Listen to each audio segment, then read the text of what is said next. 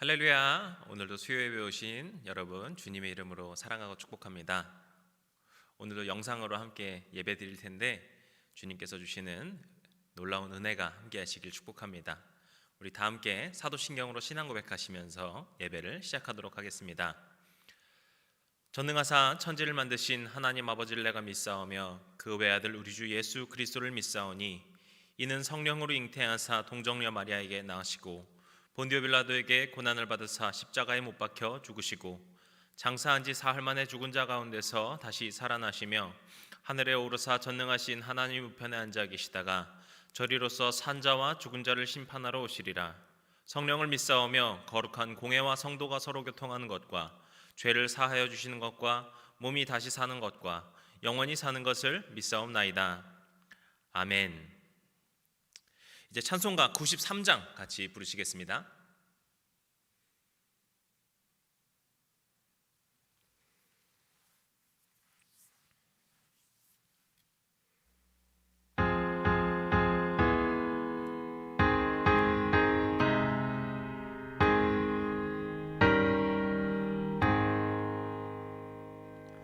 예수는 나의 힘이요 내 생명 되시니 구주 예수 떠나 살면 죄 중에 빠지리 눈물이 앞을 가리고 내 맘에 근심 쌓일 때 위로하고 힘주시리 주 예수. 예수는 나의 힘이요 내 친구 되시니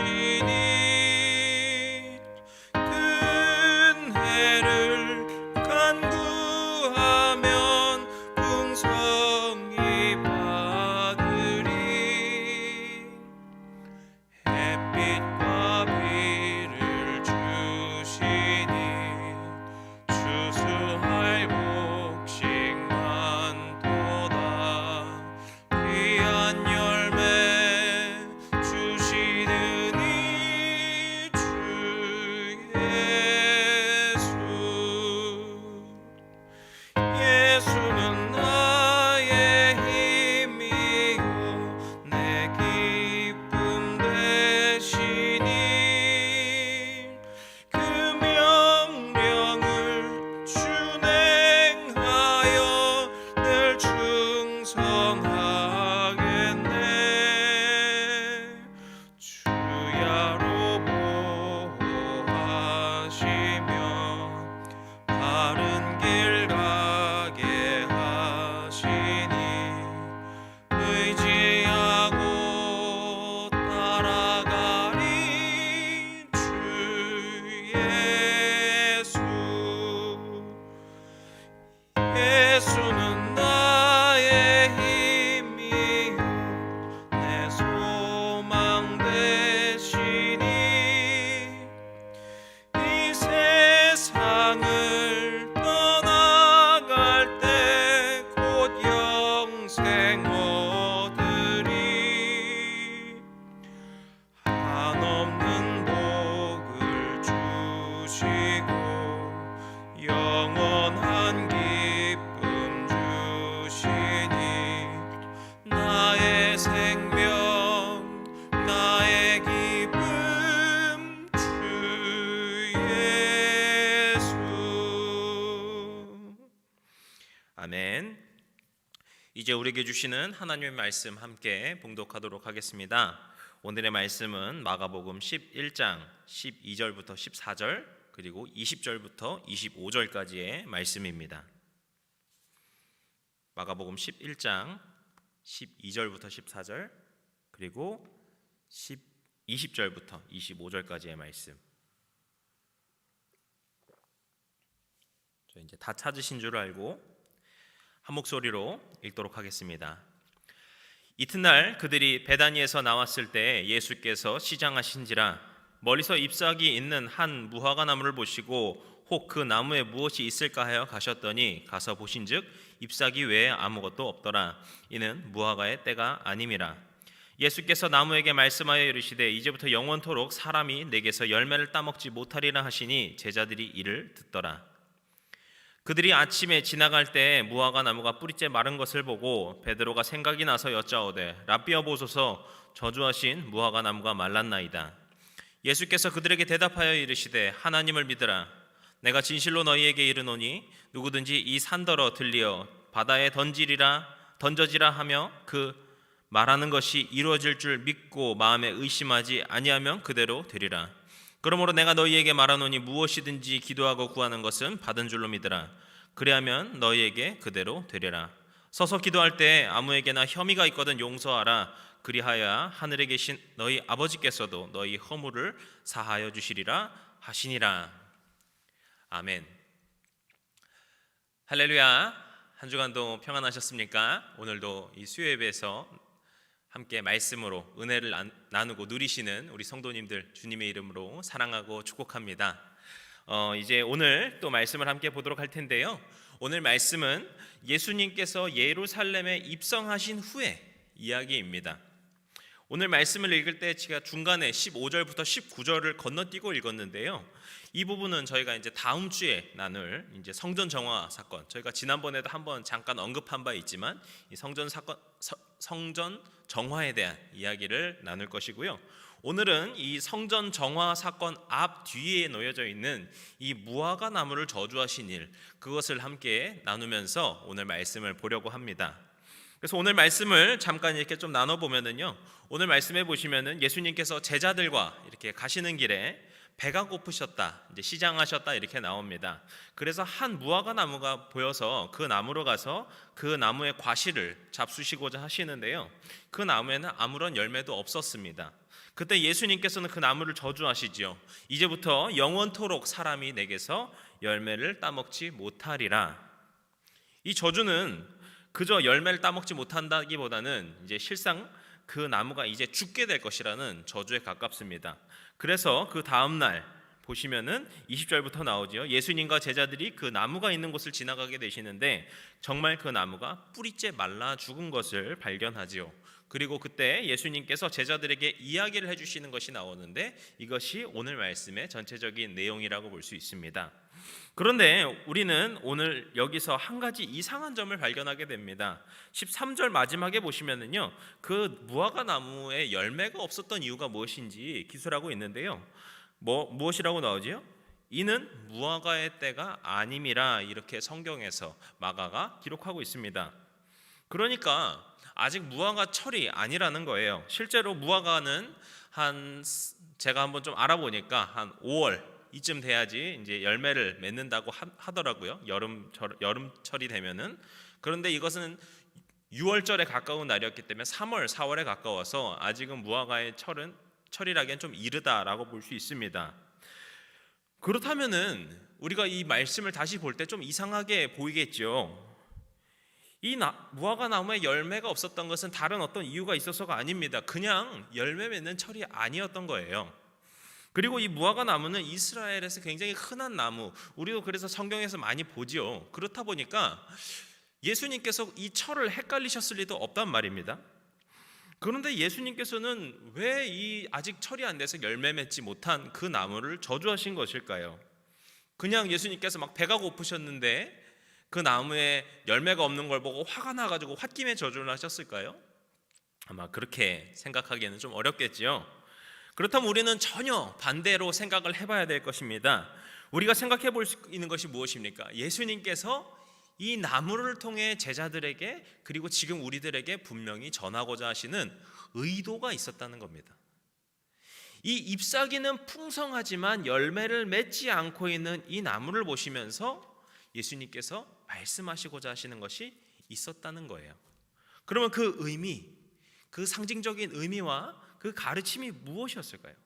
그것은 예루살렘, 지금 예루살렘에 입성하신 지 얼마 안 되셨을 때라고 말씀드렸죠. 예루살렘과 그 이스라엘 백성들을 이야기하는 것입니다. 이 무화과 나무를 저주하실 때 예수님께서 이 예루살렘에 들어오시면서 겉으로는 정말 이 예루살렘이 새로운 성전을 비롯해서 많은 정말 아름다운 나무와 같이 사람들이 보기에, 이스라엘 사람들이 보기에 느꼈을 수 있습니다. 하지만 그것이 그저 잎사귀만 무성하고 겉만 번지르르한 열매 없는 나무라는 사실을 이 나무를 통해 말씀하신 것입니다. 예수님께서 입성하실 때 많은 사람들이 종려나무 가지를 흔들면서 예수님을 찬양합니다. 예수님을 메시아로 영광을 돌리지요.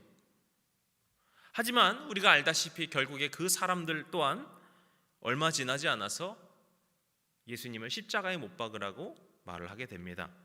이렇듯 백성들의 마음, 그리고 이 예루살렘의 모습 모두 겉으로는 뭔가가 있어 보이고, 겉으로는 뭔가 화려해 보이고, 겉으로는 메시아를 기다리고 있는 하나님의 백성 같아 보이지만 정작 자기의 이익, 자기의 만족만을 원하고 있는, 잎사귀만 무성하고 열매 하나 없는 나무와 같다라는 것을 보여주시는 것입니다.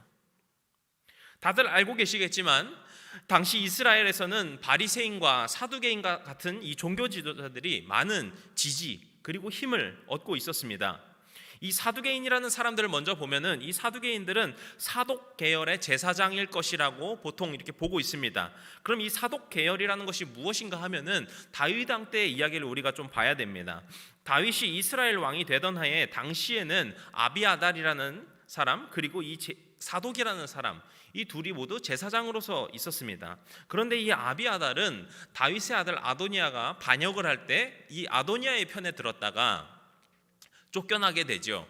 그래서 그는 아나돗이라는 곳으로 이제 가게 되고, 결국에는 이 사독이 그 제사장으로서의 업무를 다하게 되고, 마지막에 그 솔로몬이 이 하나님의 성전을 지을 때 그 성전을 최초로 봉사한 사람이 이 사독 계열이 됩니다. 그런 역사적인 상황 속에서 우리가 다시 한번 이걸 보면은 이 사두개인들은 어떤 사람들인가? 에스라 때 이 무너진 성전을 재건하고 제사장을 세울 때 이 누가 제사장이 되어야 되는가? 모두 포로로 잡혀갔지 않습니까? 그런데 이제 와서 제사장을 세우려고 하니까 누굴 제사장으로 세워야 될까 할 때 그냥 레위인뿐만이 아니라 정말 정통한 그 성전을 최초로 섬겼던 이 사독의 계열의 사람들이 제사장이 되어야 되겠다라고 하면서 이 사두개인들이 성전 맡는 일들을 하는 제사장 업무를 맡았다라고 보고 있습니다. 이렇게 성전 중심으로 일을 하던 사람들이 사두개인이었는데요, 또 말씀드린 이 바리새인이 나오는데 이 사람들은 성전 중심이 아니라 이스라엘 전역에서 봉사를 하던 그런 사람들이었습니다. 바리새인들은 이스라엘 백성이 하나님의 말씀을 잘 듣고 따르는 것을 굉장히 중요하게 생각했기 때문에 그들을 가르치고 또 자신들이 하나님의 율법대로 사는 그 모범을 보이던 그런 사람들이었습니다. 그래서 많은 사람들이 이 바리새인들을 인격적으로 존경하고 있었다고 합니다.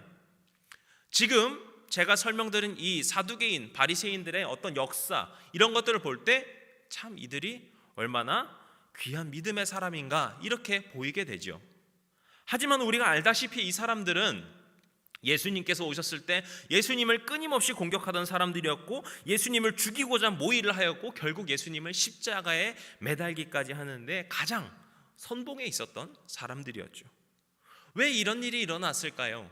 그들은 정말 하나님의 성전을 거룩하게 지키려고 하던 사람들이었고, 그들은 하나님의 말씀을 거룩하게 지키고자 노력했던 사람들인데 왜 그들이 예수님을 십자가에 못 박고자 그렇게 해야 했을까요?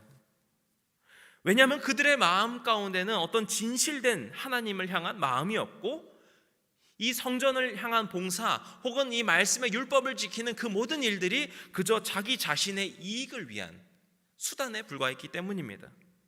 그래서 이들이, 이 바리새인과 사두개인들이 가르치는 어떤 가르침들, 그리고 그들이 보여주는 행동들은 어떤 하나님을 향한 마음이 아니라 그저 종교적인 제의, 종교적인 행위에만 불과했습니다.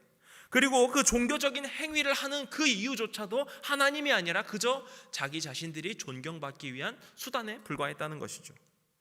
그래서 그 존경을 빌미로써 사람들에게 지지를 받아 정치적인 어떤 기반, 어떤 사람들의 우두머리가 되고자 하는 그저 자기들 혹은 자기 집단의 이익에만 매달려 있었던 것입니다. 그런 그들의 눈에 예수님은 전혀 옳지 않아 보인 것이죠. 마음에 들지 않았던 것이죠. 그래서 예수님을 어떤 하나님을 사랑하기 때문에 한 것이 아니라 그들의 정치적인 목적에 방해가 되기 때문에 십자가에 매달았던 것이 바로 이 바리새인과 사두개인입니다. 결국 이 바리새인과 사두개인들이 어떤 모습을 보여주고 있습니까?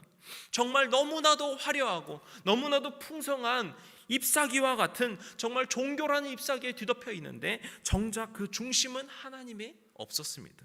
그래서 그 안에 어떠한 열매도 없었던 것입니다.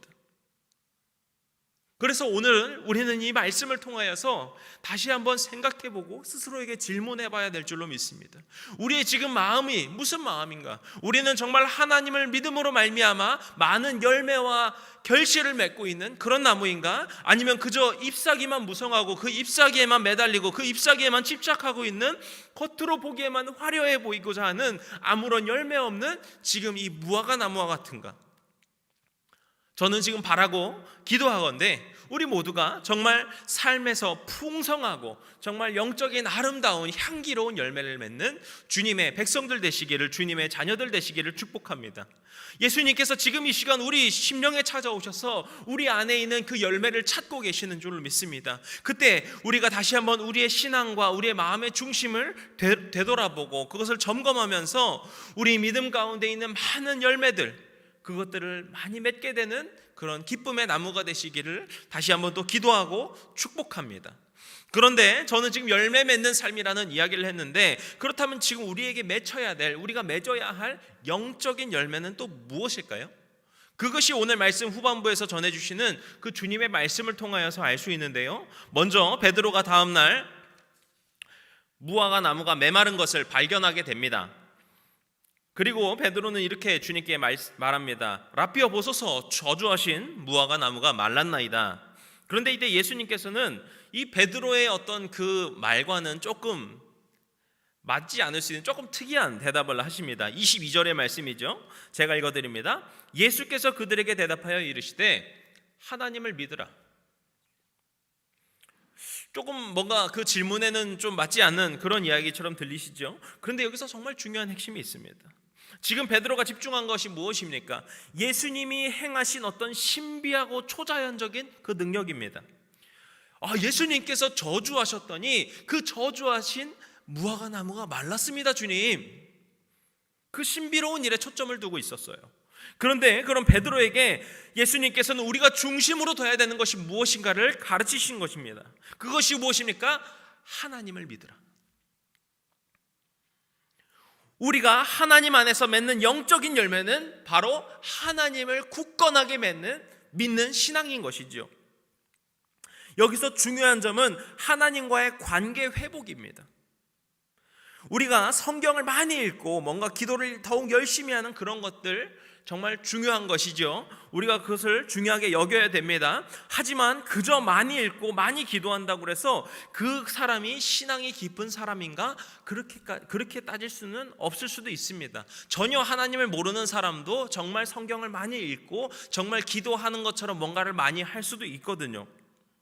물론 내가 정말 하나님을 사랑하고 하나님을 믿고 있어라고 하면서 말씀도 전혀 읽지 않고 기도를 전혀 하지 않는다면 그것도 맞지는 않겠지만, 하지만 그렇다고 해서 그저 말씀을 많이 읽고 기도를 오래 한다고 해서 뭐 하나님과의 깊은 관계로 살아가는 신앙인이라고 우리가 단정 지을 수는 없다는 것입니다. 오히려 우리가 말씀을 많이 읽고 기도를 오래 하는 그것 때문에 우리 마음 가운데 어떤 남을 정죄하는 마음, 아니면 내가 남보다 대단하다고 생각하는 어떤 교만한 마음이 싹 든다면 그 사람은 지금 이 예수님 당시에 있었던 바리새인이나 사두개인과도 같을 수 있습니다. 우리는 하나님의 음성을 더욱더 듣고자 하고 그것을 따르고자 하는 놀라운 사랑과 열망으로서 말씀을 묵상해야 합니다. 그리고 우리가 하나님 앞에 우리의 죄를 자백하고 간구하고 찬양하며 대화하고자 하는 그 기쁨을 느끼는 그 마음을, 그런 기도를 또한 회복해야 합니다. 그것이 바로 하나님을 믿으라라는 것입니다. 우리 마음의 중심이 분명하게 하나님 앞에 두어져 있어야 된다는 것이죠. 오늘 말씀에서 예수님께서는 믿음과 정말 그 기도의 놀라운 힘에 대해서 말씀하십니다. 하나님을 믿음으로 기도하는 사람은 산을 들어 옮길 능력이 있습니다. 그런 믿음의 사람이 구하는 기도는 정말 받은 줄로 믿을 때 그대로 이루어지는 역사가 나타납니다. 예수님께서 그렇게 말씀하시지요. 그런데 여기서 말하는 핵심은 어떤 기도를 통해서 어떤 일이 일어나는가가 아닙니다. 그만큼 하나님을 향한 믿음으로 살아야 한다는 것을 이야기하는 것입니다. 산을 옮기시고 우리에게 모든 것을 채워주시고 알고 계시는 그 살아계신 하나님을 믿고 있는가? 그렇게 하나님과 우리의 관계가 온전히 회복되는 것이 우리가 믿음의 열매를 맺는 것이다. 우리가 정말 믿음의 영적인 열매를 맺는 것이라고 우리 주님께서 말씀하시는 것이죠. 그것이 하나님의 백성으로서 맺어야 되는 아름다운 결실인 것입니다. 그런데 여기서 또 한 가지가 나오는데 그것이 마지막 구절에서 볼 수 있습니다. 25절 제가 읽겠습니다. 서서 기도할 때 아무에게나 혐의가 있거든 용서하라. 그리하여야 하늘에 계신 너희 아버지께서도 너희 허물을 사하여 주시리라 하시니라. 아멘. 우리 믿음의 사람들의 영적인 또 하나의 열매가 무엇입니까? 바로 하나님을 통하여서 나와 내 이웃의 관계가 회복되는 것입니다. 여기서는 처음에 말했던 하나님을 믿는 것과 조금 차이가 있는데요, 우리가 하나님을 믿는 것은 하나님과 관계에서 우리가 그저 하나님을 믿음으로 나아가면 하나님께서 우리를 품어주시는 거예요. 우리는 그저 믿음으로 나아갈 뿐, 우리가 나아가면 그때 주님께서 우리를 품어주시는 겁니다. 그런데 이웃과의 관계는 다릅니다. 우리가 하나님의 마음으로 그 이웃들을 품어야 하는 것입니다. 그들이 알아서 우리에게 품어지는 것이 아니라 우리가 하나님의 마음을 갖고 하나님을 정말 믿음으로 나아갈 때 그들을 품을 수 있어야 된다는 것입니다. 방금 25절 저희가 말씀 읽었는데 여기서 보면 아무에게나 혐의가 있거든이라고 나오는데요, 이 말씀을 직역으로 풀면은 누구든 너희가 대적하고 있는 사람, 너희가 아직도 원수를 지고 있는 사람이 있거든이라는 이야기입니다. 그러니까 무슨 말입니까? 정말 그렇게 아직도 원수 같은 사람, 정말 분노하고 있는 그 마음이 있는 그런 사람, 응어리진 마음이 여전히 있는 그 사람이 있다면 그 마음을 풀어야 된다. 너희가 그 사람을 하나님의 마음으로 품을 수 있어야 된다. 그러고서 너희가 하나님 앞에 기도하라. 이것을 이야기하는 거예요. 그리고 우리가 남을 용서할 때 하나님께서도 우리의 허물을 용서하신다, 이렇게 이야기하죠. 우리 주님의 백성들은 하나님을 믿는 그 믿음을 가지고 세상에 나아갈 때 우리 주변에 있는 이웃들, 가족들, 동료들과 같은 모든 사람들을 하나님의 마음으로 품는 그 사명이 또한 있는 줄로 믿습니다. 마태복음 22장에 보시면 한 율법사가 예수님께 찾아와서 이렇게 묻습니다. 선생님, 율법 중에서 어느 계명이 더 큰 계명입니까? 그때 예수님께서 이렇게 대답하시죠. 내 마음을 다하고 목숨을 다하고 뜻을 다하여 주 너의 하나님을 사랑하라. 이것이 크고 첫째 되는 계명이다. 이것은 신명기의 말씀을 인용하신 것인데요, 그런데 여기서 끝이 아니라 바로 이어서 이렇게 또 말씀하십니다. 둘째도 이와 같으니 내 이웃을 내 자신과 같이 사랑하라. 이 두 계명이 온 계명과 선지자의 강령이니라. 예수님께서는 너희가 이웃을 사랑하는 것이 하나님을 사랑하는 것 다음으로 중요하다라고 말씀하지 않으세요. 또 그것과 같이, 이와 같이 중요한, 하나님을 사랑하는 것과 같이 중요한 또 하나의 계명이 있는데 그것이 내 자신과 같이 너의 이웃을 사랑해야 된다라는 말씀이라는 것이죠. 그렇게 해서 하나님께서는 하나님 사랑과 이웃 사랑이라는 이 계명을 우리에게 주신 것입니다. 그런데 예수님께서 말씀하신 이 두 계명, 하나님 사랑과 이웃 사랑이라고 하는 것은 전혀 새로운 것이 아니에요. 하나님께서 이 모세에게 이미 10계명을 주셨는데 그 10계명을 보시면은 첫 번째부터 네 번째 계명까지는 하나님과 나의 관계에서 지킬 것을 이야기하고 있습니다. 그리고 다섯 번째부터 마지막 10번째까지의 계명은 이웃과 나와의 관계에서 지켜야 될 관계들을 이야기하고 있습니다. 그러니까 예수님께서 이 말씀하신 하나님 사랑과 이웃 사랑이라고 하는 그 두 계명은 하나님께서 이미 모세 때부터 자신의 백성들에게 주신 그 10계명을 요약하여서 말씀하신 것으로 볼 수 있어요. 그런데 여기서 우리가 분명하게 기억하고 마음에 두어야 될 것이 있는데, 그것은 처음에 이야기한 것처럼 우리가 이것을 바리새인과 사두개인처럼 어떤 율법적으로, 법적으로 이렇게 하는 것이 좋은가, 저렇게 좋은 것이 맞는가, 이런 법적으로 따지지 말아야 되는 것이죠. 그래서 예수님께서도 이것을 어떻게 율법적으로 너희들이 지켜야 될까를 말씀하지 않으시고 더 근본적인 이야기, 너희들이 하나님을 사랑하라. 너희들이 내 마음과 목숨과 뜻을 다하여서 하나님을 사랑해야 된다. 그리고 너의 이웃, 너의 주변의 사람들을 또한 너 자신과 같이 사랑해야 된다. 이렇게 말씀하시는 것입니다. 어떻게 지키고 어떤 율법이고 어떻게 법을 맞추는 것이 중요한가가 아니라 우리 안에 정말 뜨거운 열망으로 사랑하고 우리 마음에 온전한 중심을 가지고서 하나님을 사랑하고 우리 주변의 이웃을 사랑해야 한다는 것입니다. 그것이 바로 잎사귀로 가득한 것이 아니라 풍성한 열매 맺는, 하나님을 사랑한다는 그 사랑으로 넘쳐나는 그 열매와 그 사랑을 가지고서 이웃에게 나누어주고 이웃을 섬기고 이웃을 사랑하고 이웃을 품어주는 그 또한 열매를 맺는 풍성한 나무가 되는 길이라고 주님께서 말씀하시는 것입니다. 그래서 오늘 우리도 이 자신을, 우리의 모습을 한번 되돌아보면서 우리가 정말 이 예수님께서 말씀하시는 그런 열매 맺는 나무가 되시기를 주님의 이름으로 간절히 축복합니다. 우리의 온 마음과 온 힘과 온 뜻을 다하여서 하나님을 사랑하시는 자녀가 되시길 바랍니다. 그리고 하나님의 마음으로 우리의 이웃을 용서하고 그들을 사랑하고 섬기고 사랑의 마음으로 품을 수 있는 그런 자신과 같이 사랑할 수 있는 그런 축복의 자녀들이 되시기를 바랍니다. 우리가 그렇게 살아갈 때 우리의 삶에 정말 향기롭고 아름다운 풍성한 과실들로 넘쳐날 줄로 믿습니다. 그리고 정말 우리를 통하여서 많은 사람들, 그리고 또 누구보다도 우리 주님께서 기뻐하시는 그런 사랑으로 풍성한 그런 삶, 그런 열매 맺는 나무가 될 줄로 믿습니다.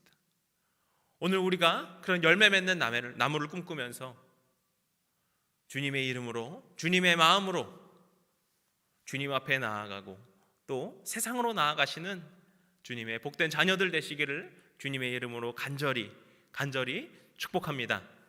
기도하시겠습니다. 사랑이 풍성하셔서 넘치도록 우리에게 그 사랑을 채워주시는 우리 주님, 오늘도 우리에게 말씀을 주셔서 우리에게 깨닫게 하시고 우리에게 새로운 도전을 주시는 우리 주님께 감사드립니다. 주님, 우리가 먼저 감사드리는 것은 우리 주님께서 우리를 놀라운 그 사랑으로 먼저 사랑하심에 감사드립니다. 우리가 그저 주님의 사랑에 반응만 하더라도 우리 주님께서 기뻐하시는 그 주님의 마음에 감사드립니다.